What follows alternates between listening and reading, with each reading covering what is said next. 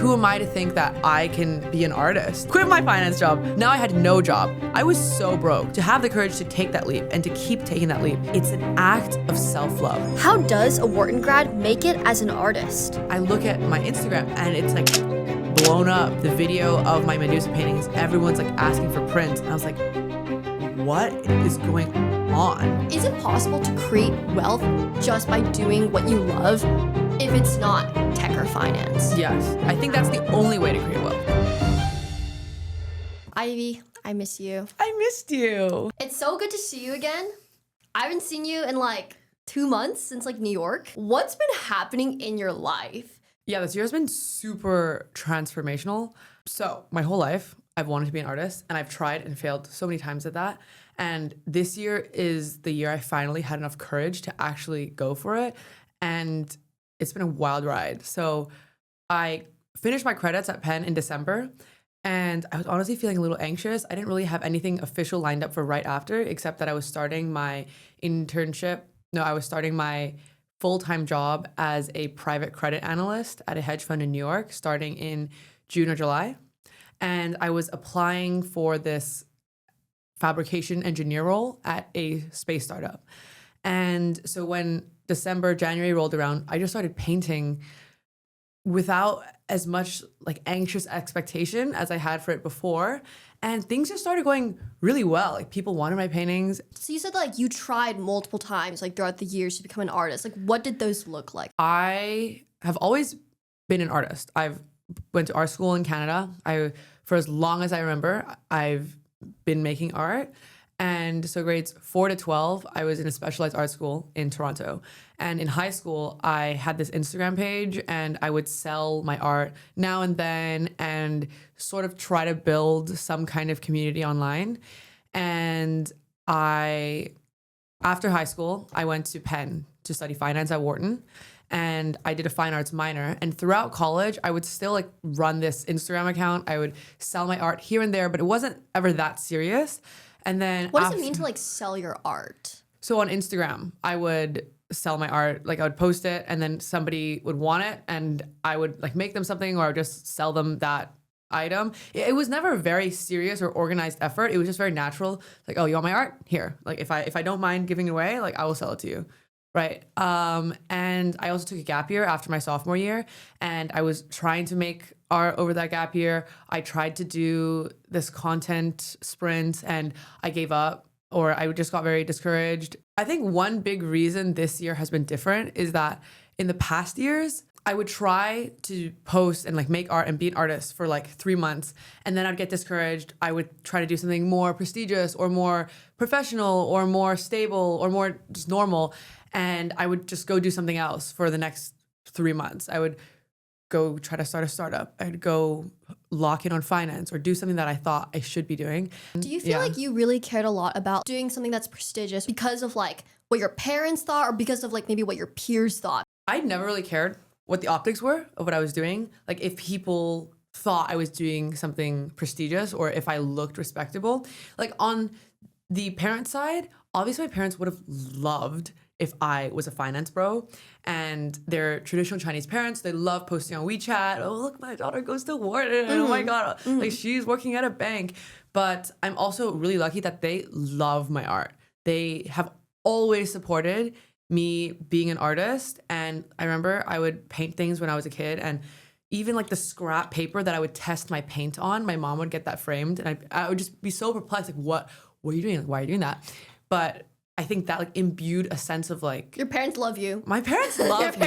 My parents love me. Like I know everyone's parents love them, but my parents love me. Love you. Hi mom, hi dad. If you're watching that. But there was a pressure for them to do finance, but it was only purely out of just like safety and them wanting stability. And I can totally get that because they grew up in such different conditions. They immigrated and they worked so hard to give me the privilege to be able to take risks. And I almost feel like at that point, it's my responsibility to make the most out of their sacrifice, to do what I really love, because that's what they came to do. Like they didn't have a choice to work certain jobs or to immigrate, but they made those sacrifices so that I would have a choice. And so in that way, it wasn't really about prestige or like looking a certain way. Yeah. But on the other side of people at Penn, everyone always knew I wanted to be an artist at Penn. Everyone knew I never wanted to do finance full time. And no one judged me for that. Really? I feel like it'd be very judgmental. Right? That's what you would think. And that's what I thought. But everyone was really supportive. And everyone just knew that was my bit. You know, like she wants to be an artist. And I think it was because I so intensely took myself out of that, how do you say, like microcosm? Like I took myself bubble? Yeah, I took myself out of that bubble so like harshly that people stopped like even considering me in the realm of this like finance prestige race. But the reason that I would always go back to doing finance or something more prestigious is because it was this feeling of like not being good enough. I think that's something I really healed from this year, and that's why this year has been so amazing for me. So I would try to do art and social media for like 1, 2, 3 months, and I would always think like, if my art is good enough, or if I think I'm funny, or if I think I'm intelligent, then surely it must mean that I will be able to build the social media page. Then or it'll just work. Yeah, it'll just work, or that I'll be able to be an artist, right? And people will like it. And so I would try for like 1 month, 2 months, a few weeks, and I wouldn't get traction sometimes. Like the vanity metrics wouldn't like. Yeah, they wouldn't line up. And then so I was so hard on myself that I thought like, if I'm not getting these metrics, then it must mean either I'm not as funny as I think I am, or I'm not as intelligent as I think I am, or my art isn't as good as I think I am, or I think it is. And like, who am I to think that I can just like be an artist, right? And so then I would look for these metrics of like being good enough in other things that were way easier to justify as something being worthwhile, or something like proving you're good enough. So yeah, it's easy to think you're good enough if you have all these fancy awards, fancy titles.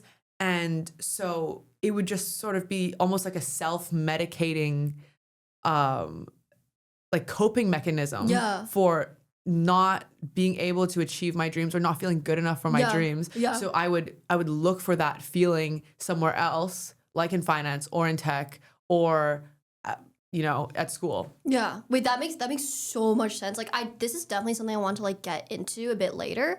I kind of want to like get back to the beginning. So you took a gap year after your second year at Wharton. How did you have such high agency to take a gap? I know I have this like impression of like Penn and Wharton where everyone is like literally just trying to be like the picture perfect person, where it's like, you know, the Instagram photos are all perfect, you know, you have like these really crazy cracked internships, but then you took a gap to actually work in crypto, kind of like you're doing crypto and you're doing art. Like, can you tell me more about like that time period in your life? Yeah, taking a gap year was the most irrationally risky decision, but I think one of the best decisions I've made, and part of what set me on the right path to be able to live my dreams today. Penn is definitely it has a very traditional pipeline, and that's great for people who just really want to do finance. That was never what I wanted to do. And I actually wrote about that in my Common App essay. I didn't write exactly about that. I wrote about wanting to be an artist in my Common App essay. It was all about art and how I wanted to go to like business school or finance to achieve that. And so when I got to Penn and there was this like overwhelming pressure to do finance, and both from school and from my parents, I just knew so intensely that's not what I wanted. And after my sophomore year, I got this internship doing private equity. And like very soon before the internship started, I rejected it.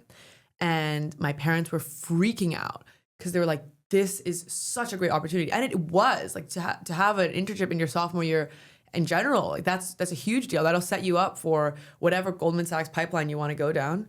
But I just so deeply knew that's not what I wanted. And I remember that year just feeling this dread because I knew there was a beautiful life out there. There was a beautiful world out there where you can live your dreams and like everything you want is possible.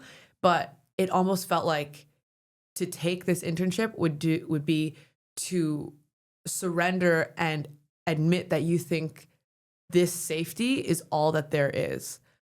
And so I rejected my internship, and then I started working at a fashion company. And so I got to New York and I was there for a week, and I realized it's not exactly what I wanted, because like starting your own fashion company or becoming your own artist is very different from working for a fashion company. And so I quit my job, which is crazy. Very high agency. Like if there's something I wanted, it was like I just needed to do that. So a week into my fashion job, I quit my job, which is Like, did you take a gap to do your fashion job? Or that was just like the summer internship? no. So basically, okay, the timeline is before the summer started, I rejected the private equity internship. And then I accepted the fashion internship. And 1 week into the fashion internship, I realized that's not what I liked. And I started thinking about taking a gap year. And it was, I think the gut feeling that drove this gap year is like, I know there's a beautiful world out there. I know there's a wonderful life. And surely there must be more than what everyone is telling me to just accept. Like everyone says like, you just have to work a job you hate. You don't have a choice. Like this is just how the world is. Everyone's unhappy. Everyone just has to do stuff they don't like to do. And I just, surely there was more to life than that. And I took the gap year to just prove to myself that there was more. And so I quit my fashion job and I took a gap year. I signed the forms to take a gap year in the same few days. And when I took that gap year, my parents were they were not supportive. They were so freaking out. They're like, what are you going to do?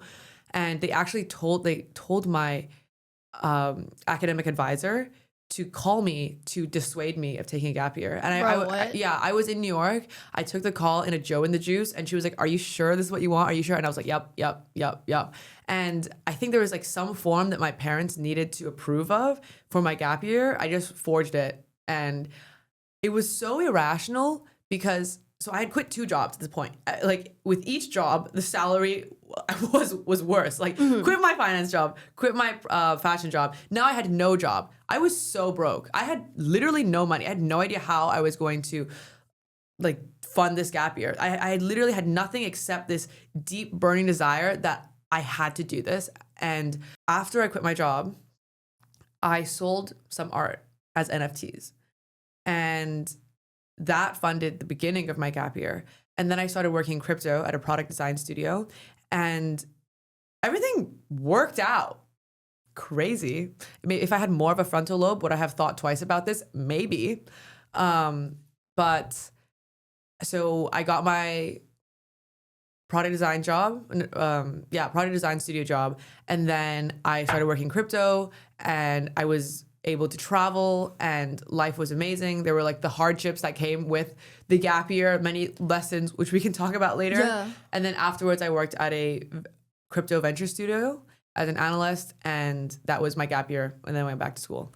Yeah. Like, so I'm about to take like my gap year, right? From UCLA, kind of realize that my success is entirely in my hands, which is like, obviously this is the best possible position to be in, but it's also actually very, very scary. Like, I'm kind of wondering, like, what were some of these moments of like fear and uncertainty in your life, like starting from your gap year? Having the privilege to take total responsibility for your success was both exhilarating and frightening. So my parents have always been like maybe not tiger parents, but like my parents always wanted me to do finance, right? And then in the beginning of this gap year, I really pushed with them, and I was like, I'm literally not going to do finance. And then I just like had this moment of everything is my responsibility now. Like you can't blame anyone for anything. Yeah. Like I feel like the thing about taking a gap or like doing what you want to do is that like if you were to take the easy route, your life would still be good. Like if you were to take the easy route of like not taking a gap or like not doing the harder thing, your life would still be good. Like we would still be like making a lot of money, we would still be at like some sort of prestigious job. But like choosing to not take the easy path, it's like scary. You know what I mean? Even like high risk, high reward, but it is like really scary. Yeah, I agree. It's scary, but I think taking the stable, easy path filled me with such a sense of dread that it didn't matter. I would have done whatever it took because like I would not have given up my dreams for anything. Like I would have rather died than live a life that I didn't think was worth living, you know, which is sort of crazy, but I think that's what drove me to take such out of the blue decisions that led me here. I think it takes very weird like decisions to be able to carve out a life path that doesn't really exist. So now you're like an artist. Like you always wanted to be an artist. A lot of things didn't work out. How do you actually have full delusion in yourself that you're going to make it and that you are doing the right thing? I've been asked this question many times. Like, how are you so delusional? And I don't know if I can like point to a moment or a reason or like a practice that makes me so like fully devoted to what I want. But it's just like this feeling so deep in me that like I am going to make it and I'm capable and I'm going to do what it takes to get what I want. And I think like if we get philosophical about it, like I think I was raised with like so much love in my life. Like my family was just so supportive and loved me so intensely that it was like when I was like a kid, it was like just obvious that like I thought I was going to get perfect on every exam because that's just like how my parents raised me. It wasn't like the tiger parents situation. It was like they loved me so much that they expected the best for me. And I started loving myself enough to expect the best for me. When did you start like loving yourself enough to expect the best of you? Like I've always expected the best for me. Like my whole life from like when I was like a very small child, like I just wanted to win. And I'm guessing like how has winning changed over the years for you? I guess when I say win, I don't mean like win in a competitive way that tears other people down, but it just means that like if I want something, I'm going to put my whole self into it. And that has shot me in the foot many times.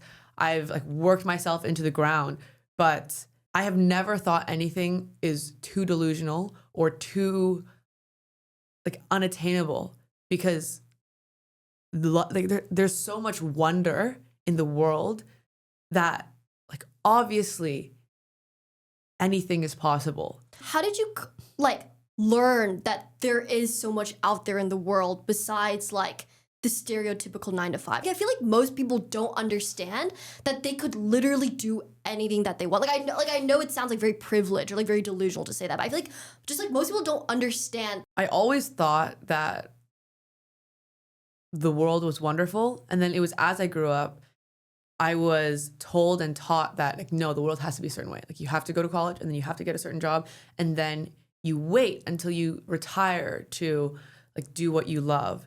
And so like when I was a kid, I would always like my grandma's church friends would come over and they'd be like, "What do you want to be?" And I would always say like, "I want to be an artist." And they would always be like, "You're gonna be poor." But they said it in Chinese. Yeah, right. And I was like hardwired. I was always like, I want to be an artist. And then it was only as I got into high school and college that I saw people dampening their dreams to do something else. Like my friends would come into Penn, they'd be like environmental studies majors and they would leave a consultant. And I'd be like, what? Yeah, I feel like it's everyone. Like what are you everyone. doing? Yeah, it's like everyone.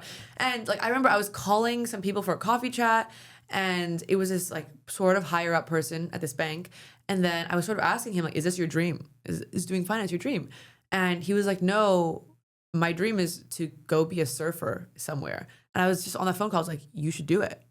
Go be a surfer. And he was like, well, it doesn't pay the bills, whatever. But it blew my mind because that person was pretty high up in its company. And I thought if somebody was devoted enough to sacrifice all these years of their life to do something, they must love it. And he didn't. Like the thing that like stops everyone from doing their things is like money. They're kind of is no other way to create wealth besides like tech or finance. So that's why you see like the people who genuinely love tech and finance are like killing it out there. They're like making so much money. They're like building great companies or like whatever. But like, how did you kind of get over that mindset? And also like, how did you find a way to create wealth through art?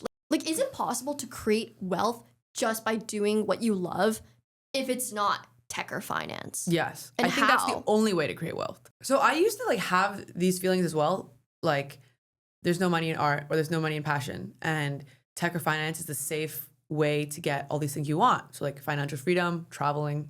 I thought I would get it through finance and tech. So I read in the Almanac of Naval like many, many years ago when I first read that book, like just do what you love and be the best at it. Like no matter what it is, if you can be the best at this unique ability, then opportunities will find you. You optimize for serendipity, and as long as you're the best, it'll work out. And in the book, he has this example of like a scuba diver.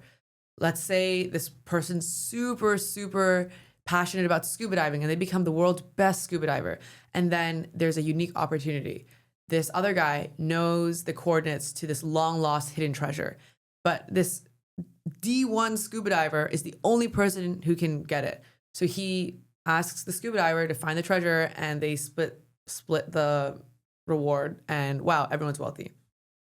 So obviously that's a very niche example, but the first few times I read that, I was just sort of like, okay, Naval, like that's some really great like fairy tale advice, but your passion just really conveniently was in tech. Like, what if somebody's passion is to be an artist? Yeah. Arguably the poorest profession. Yeah. Like, I think visual art is like maybe the poorest profession out of all the arts. But I was like, I can see it when your passion is like coding machine learning algorithms. Like, that's like all my friends. It's like, they're all like, oh yeah, no, it's like, I'm like, how can you work so hard? They're like, no, yeah, like coding just feels like a video game to me. And I'm like, bro, like, I wish I was born to love coding. Exactly. I wish I was born to love like being a CEO or something. My life would be so much easier. Right? I used to wish that I was like passionate about, because you know how like all the coders, they always say like, oh, when I was in 4th grade, I was taking apart my toaster and I was plugging it into my Minecraft server so I could hook it up to League of Legends. And then I coded like the most unique skin. And then I started making money mining Bitcoin when I was in the womb, and I bought real estate with it. And that's why I started an AI company today. You know what I mean? They're like, it's all passion, bro. I'm like, yeah, it's a very convenient, lucrative passion. Convenient. Right? Yeah. So I totally get that. And I felt that for the longest time. How did I get over that? I think I learned that Naval was right.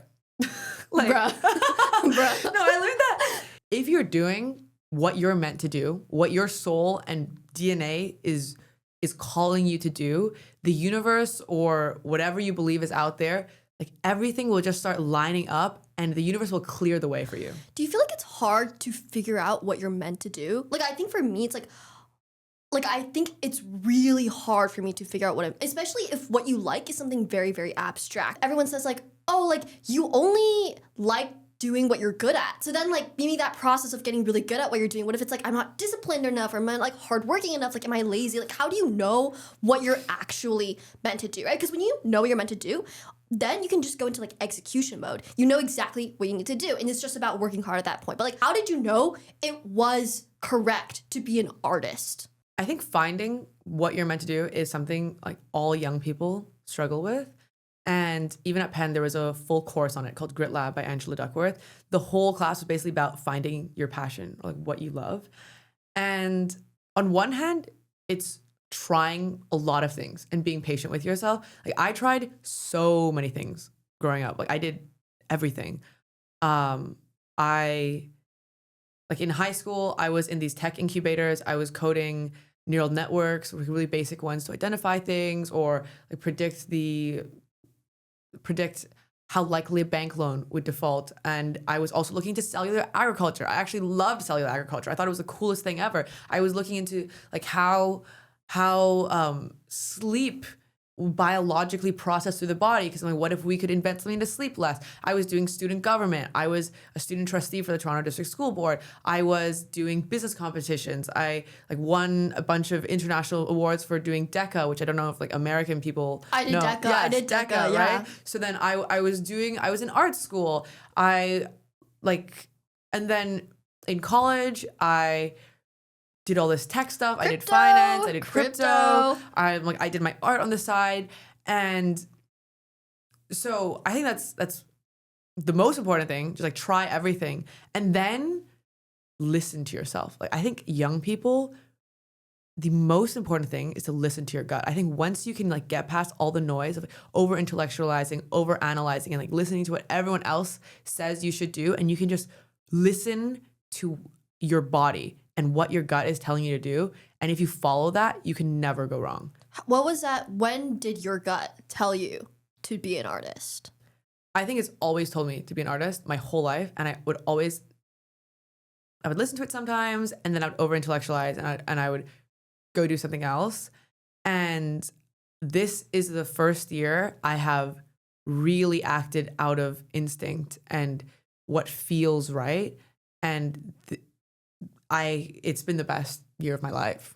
Can you tell me about like the whole journey of, because you kind of like blew up on social media and that like opened a lot of like opportunities for you. Can you kind of tell me about the entire journey of how that kind of happened? Yeah.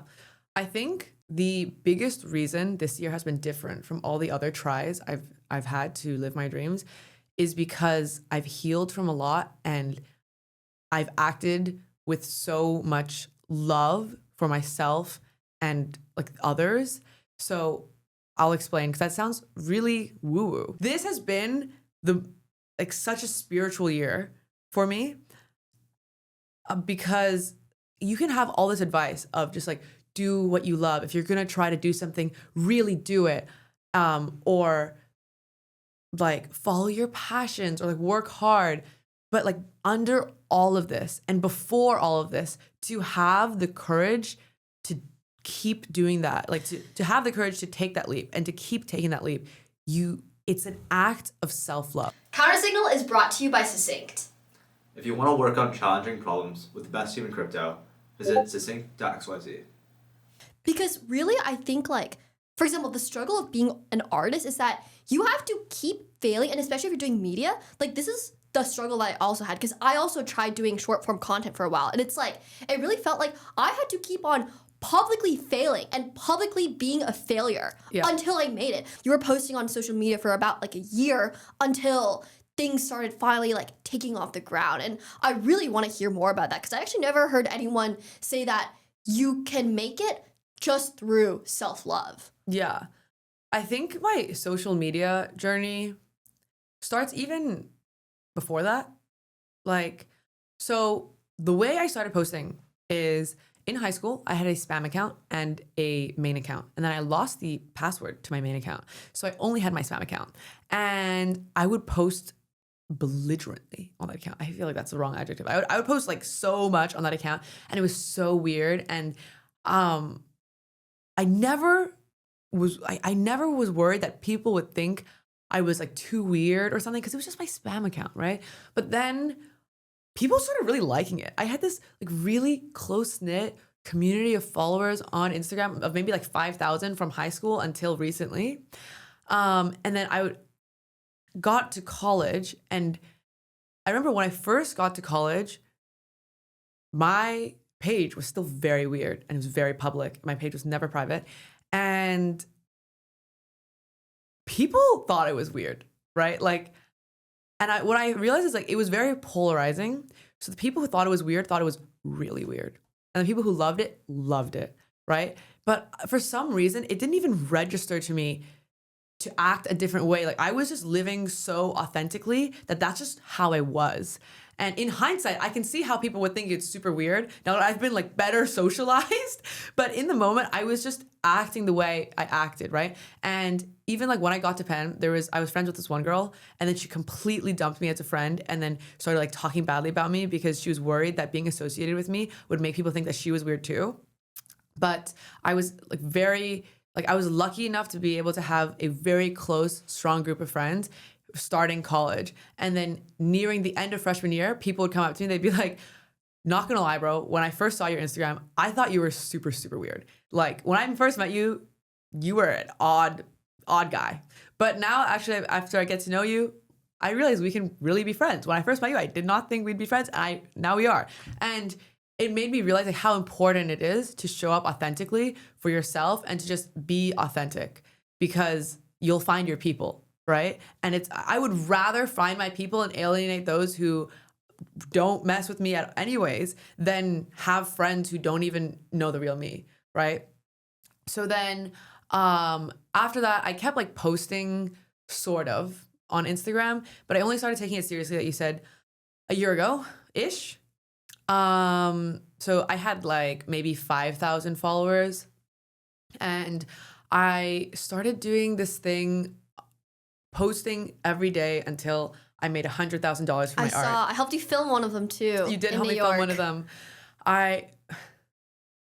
Wait, actually, I just remembered over my gap year, I tried to do it as well. Like after I left my first job, I tried to do it in my gap year, but that was like the darkest time of my life. Oh my God, that was actually the darkest time of my life. Why was it the darkest time of your life? Because, oh my God, like trauma watches through. I'm like trying to even remember. So I had taken this gap year to try to chase my dreams of being an artist. Yet I had ended up working in tech, and it was just such a whirlwind because I was so naive, and I grew up so sheltered, and I saw so much of the world so quickly. I went from this 19-year-old who was so sheltered and thought the world was just so wonderful and amazing, and everyone was amazing and everyone loved each other. And then I went straight from that to traveling the world and going from on the other side of the world across, like away from all my friends and family and my school, and working in these companies. And you see evil people. Yeah, like right, like, and all the childish, naive, and blind confidence I had in myself was just sort of shattered. You said that like since you were younger, you had this delusion of the world, or you had this delusion yourself, but then over the gap year, it got completely shattered. Yeah. But how did you like get back from that? Like how do you get back the delusion in yourself that you are going to make it? I started at this company, and I was such like a hard worker and very bad at setting boundaries. And I was just so achievement oriented, like coming from like an upbringing in like a high school and college where like I just wanted to do everything perfectly and worked so hard. Like I ran myself into the ground, working way too hard and like not being able to set boundaries, and also assuming the best of people like all the time. Right. And so I got so sick working for this company, like overworking for this company. And I remember I was in Singapore, and I was in so much pain that I genuinely thought I was going to die. And I had my sketchbook next to me in the hotel room, and I remember just like clinging onto it and thinking like, if I die tomorrow, this is not what I feel like my life was here like to do. Like this is not why I live life. Like I took this gap year and I did all this because I wanted to be an artist, and that's not what I'm doing. I'm working for somebody who doesn't even care about my health. And so after that, I quit my job and I tried to be an artist for a bit, but it was genuinely the darkest time of my life. My health was so low, and my self-confidence was the lowest I've ever had in my life. Like there was like a certain people around me at the time who just like destroyed my self-confidence. And like, so on one hand, like I was genuinely bedridden for a month, the whole month of like December, January, I could not get out of bed, and I would be in so much pain that I couldn't even like stand up straight. Like I would try to watch a movie with my parents. I couldn't. I would have to like hold up parts of my body so that I could sit up for long enough to watch that movie with them. And it took me like 12 months to like recover health wise. I remember I was like trying to snorkel at some point, and I couldn't even breathe well enough.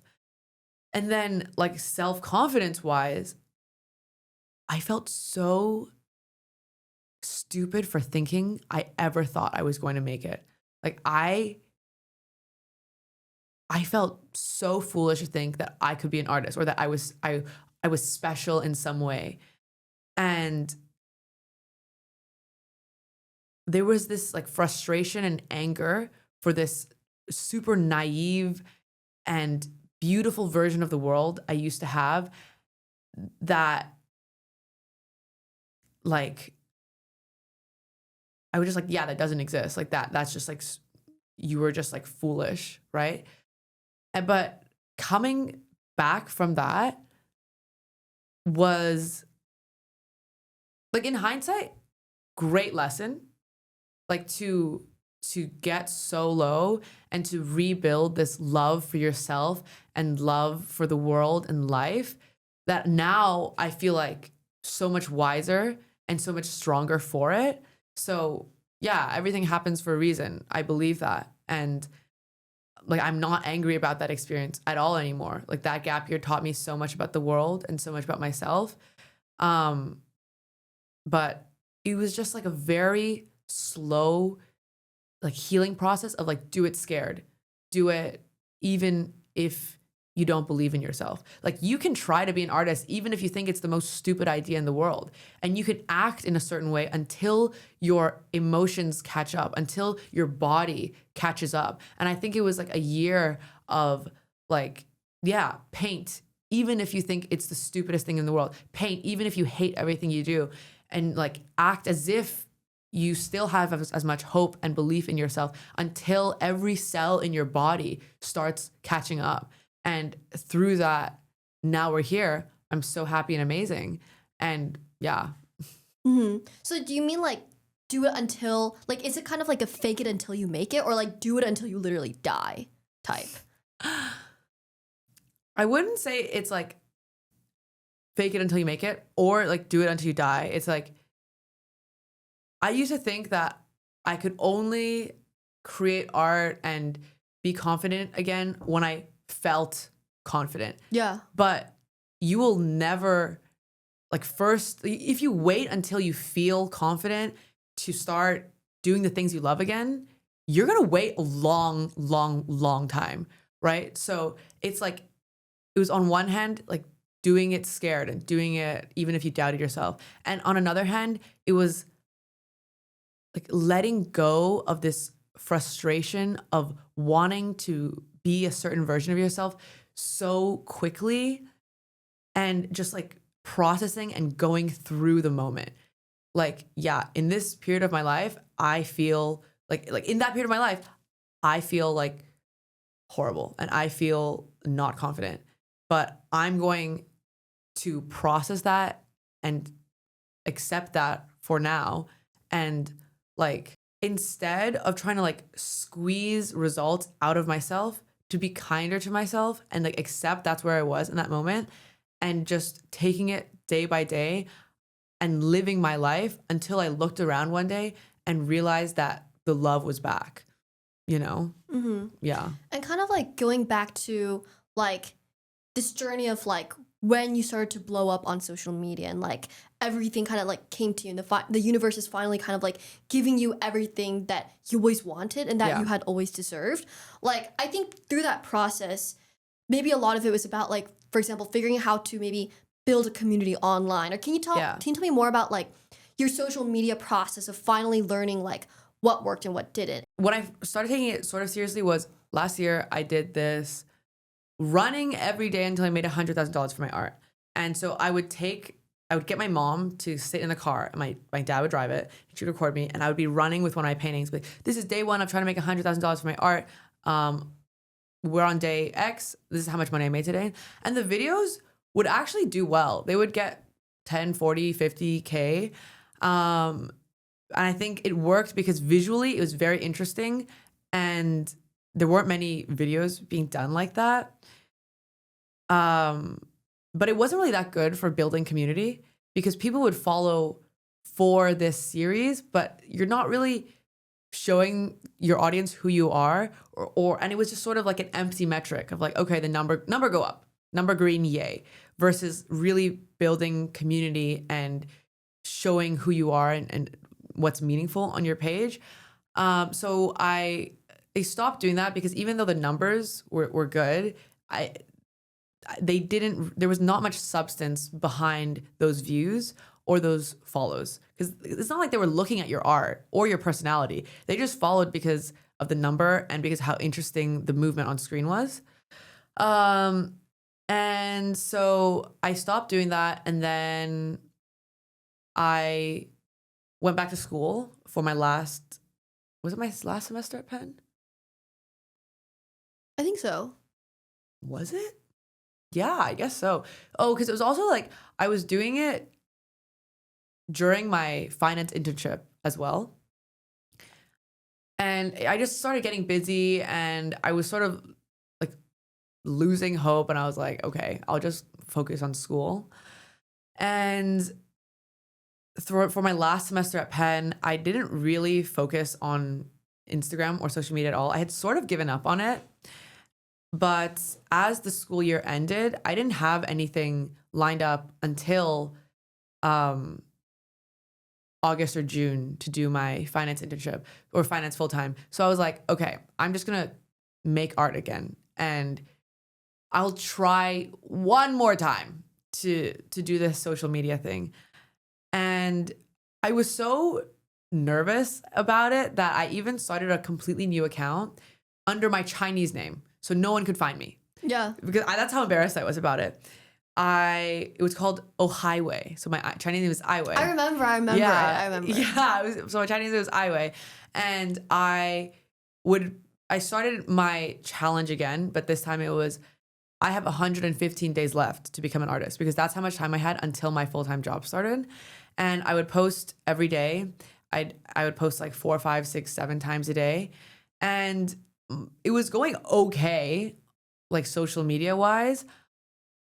On my new account, I got to maybe like 300 followers. Some of the videos would go sort of viral, but it was definitely harder than starting from a new account. And one of my followers actually texted me. This is the reason I started posting on my old account. So he had followed me for a long time, and he had supported my art for a long time. And he just honestly, great guy, very grateful for him. He was messaging me and be like, in what world does it make sense to post from an account where you have 0 followers versus 5,000?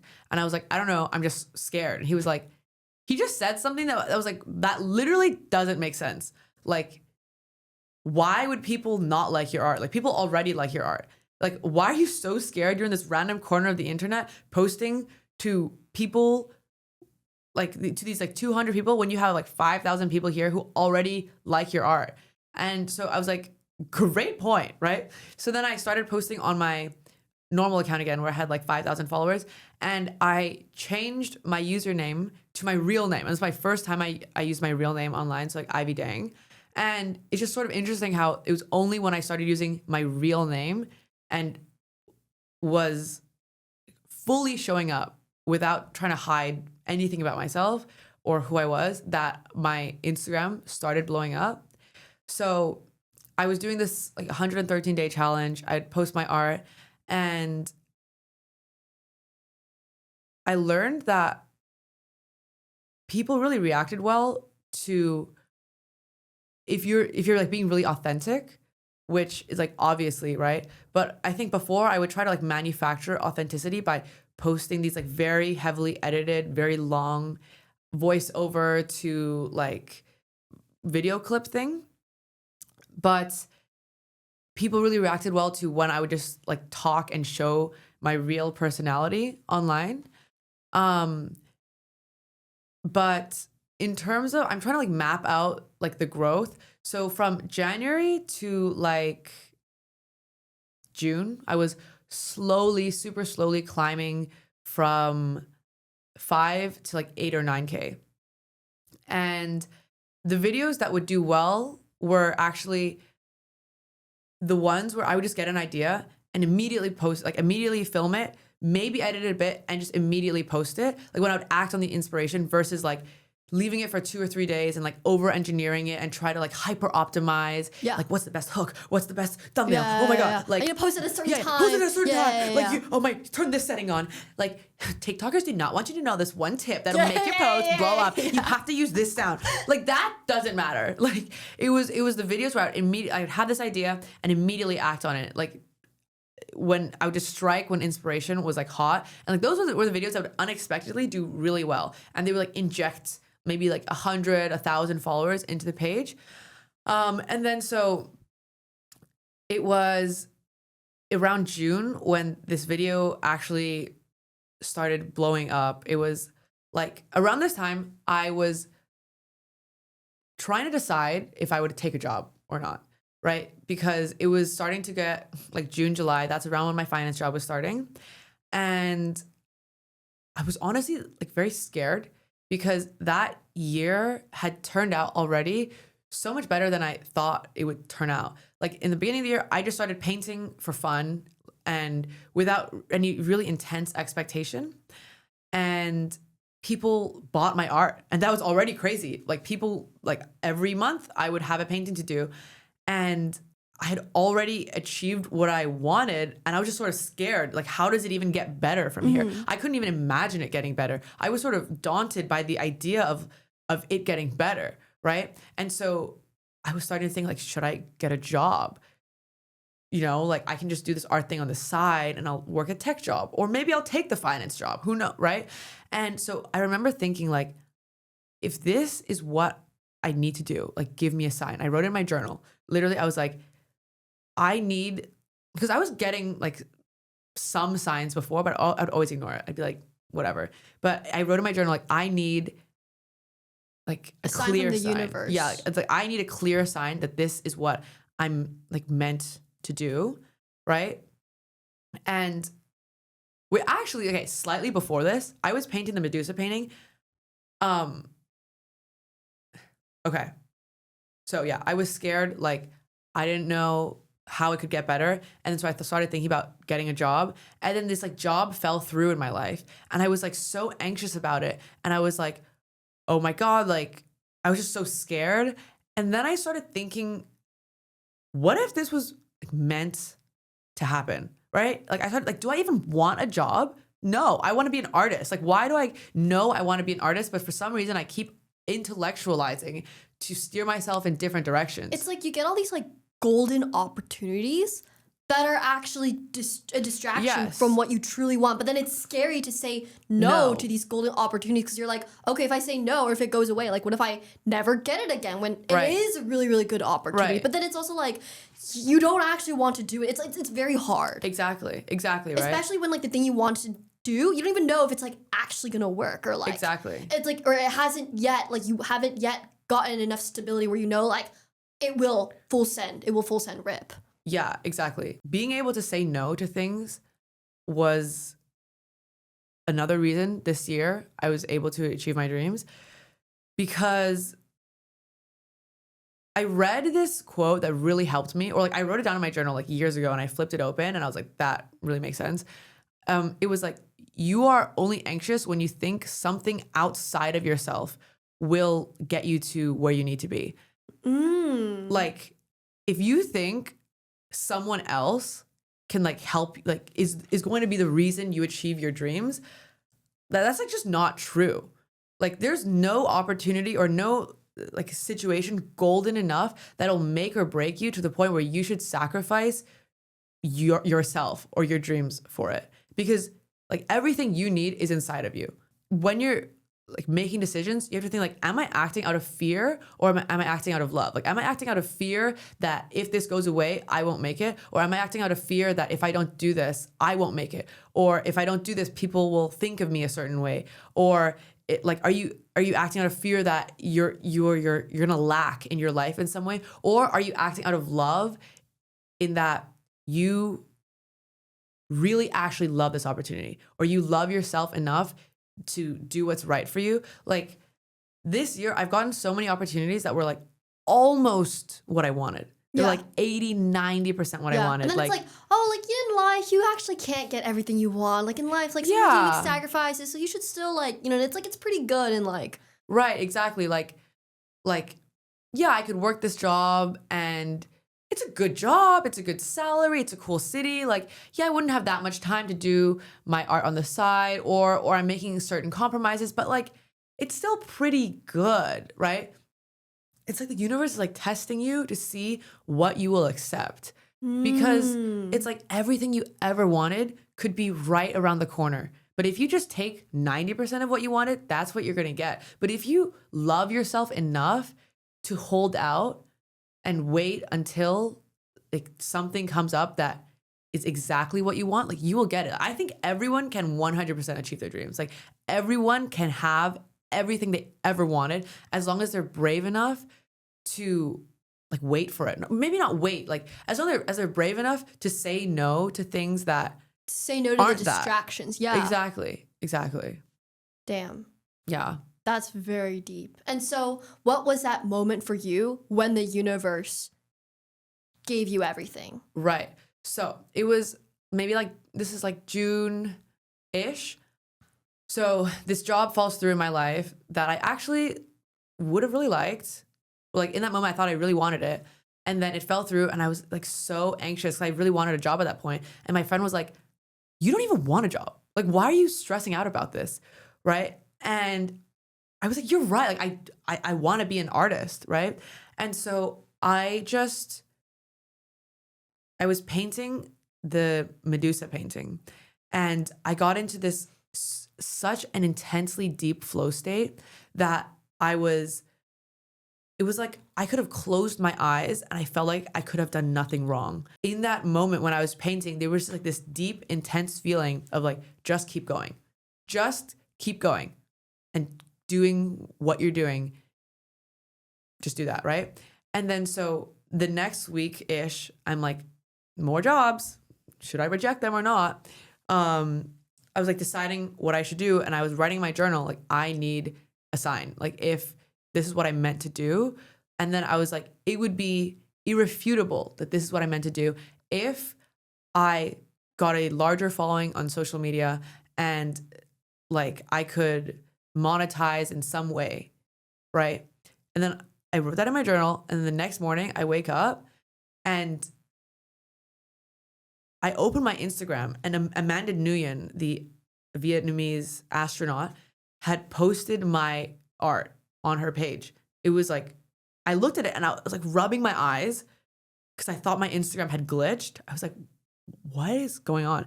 And then I look into her profile and it was not a glitch. She had actually reposted my art and she had tagged me and wrote about like how much it had spoken to her. I was like, what?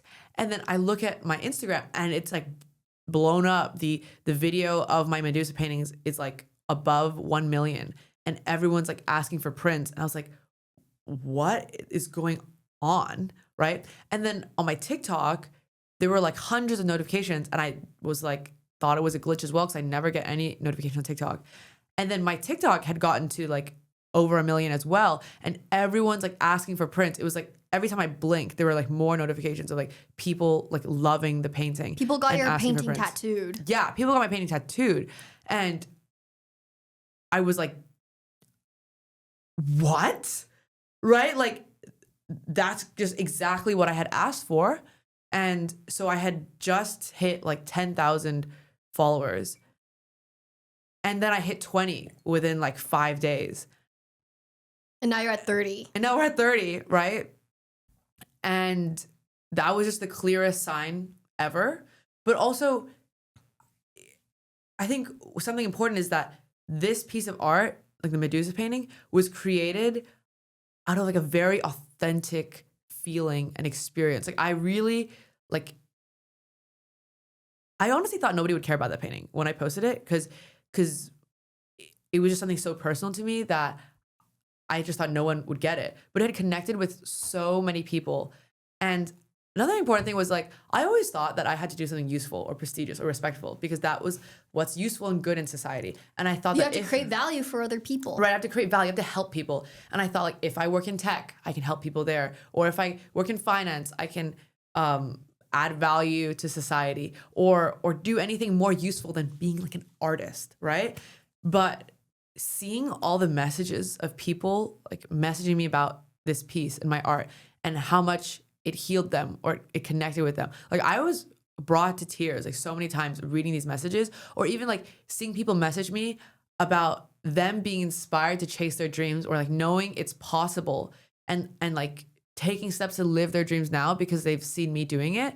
Like that is so much like palpable good that I think like has been added into the world. And it's just something that I thought always that I would get all these things I wanted, like money, freedom, helping the world. I thought I could only achieve that through finance and business or something useful. And I got all of that and more through art, which is not rational at all.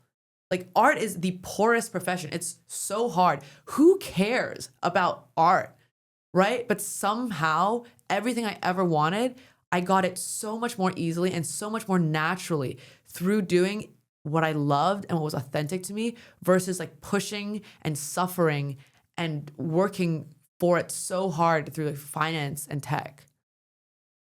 That's insane. Like you put I know the conversation we've had has been like super spiritual, but it's like I fully understand. You understand? I understand. Like you put it into words so well, and that's like insane. So like Ivy, like after all of these life experiences, what is your thesis on love? I think achieving your dreams is purely an act of self-love. Like, yes, on one hand, it's like, do you work hard enough? Are you courageous enough? But before all of that, the decision to do that is the purest act of self-love you can take. It's like a leap of love into the world and into your life. Like, do you love yourself enough to let yourself do what makes you truly happy? Like, do you think you're good enough for your own dreams? Do you love the world enough to think that if you jump, it'll catch you? Like, do you love your friends and family enough to think they'll support you? I used to have this feeling of worrying I wasn't good enough all the time. Like I used to often have this worry of not feeling good enough. And I would put on all these accolades and prestigious things as almost an armor to show the world I was good enough. So I was valedictorian, I was student trustee, I was student president, I went to Wharton, I worked in finance, and obviously all these things I loved doing and I did them out of passion as well, but it was also a way to like scream at the world, like, hey, I'm good enough. Like, yeah, I'm an artist, but I'm also all these other things. Like, don't judge me. Don't think I'm stupid because I have all these awards, right? And I had always wondered like why I felt this way. And this feeling of not feeling good enough would also like seep into the workplace or relationships in my life. Like I wouldn't feel good enough to, and I would have trouble holding strong boundaries in the workplace and I would end up overworking or getting into workplaces that were not like serving me, or I wouldn't be able to stand up for myself in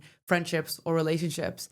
And I realized it was because I didn't even feel good enough to chase my own dreams. I didn't even feel good enough to let myself do what I really wanted. And once I stopped denying myself this joy, I realized that the excitement and the magic and the wonder that I had thought I was looking for in these prestigious jobs, I could get all within myself because I loved myself enough to do this. You know, and it was such a healing moment in my life. Once you start loving yourself enough to chase your dreams, you stop chasing and seeking validation in all these things outside of yourself. Like these golden opportunities you were talking about. Like I used to throw myself into the ground to try to like hold on to these like golden opportunities. I would work so hard and sacrifice every part of my life for these things that I thought were make or break. But everything I needed was always inside of myself. Like all this love and all this joy and wonder is inside myself. Yeah.